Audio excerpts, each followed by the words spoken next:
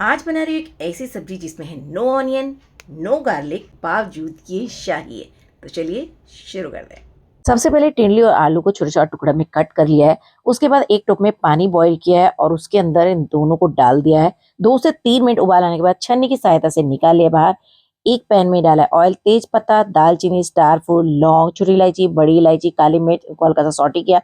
फिर 2 से 3 हरी मिर्ची और 2 बड़े टमाटर, 1 कटोरी पिस्ता और थोड़ा सा अदरक, इसको हल्का सा सौटे किया और इसका एक पेस्ट बना लिया। ठंडा होने के बाद फिर वापस से तेल लेंगे, जीरा और बना हुआ पेस्ट, कश्मीरी लाल मिर्ची, धनिया पाउडर, गरम मसाला, चाट मसाला और नमक। उसके बाद हल्का सा पकाना है इसे 1 मिनट के लिए और बॉयल वेजिटेबल डाल दीजिए। ज़्यादा नहीं पकाना है क्योंकि ऑलरेडी बॉयल है सब्जी। फिर ऊपर से मैंने यहाँ पे डाला है मलाई। आप चाहे तो इसमें फ्रेश क्रीम डाल सकते हैं, थोड़ा सा काजू और बहुत सारा धनिया।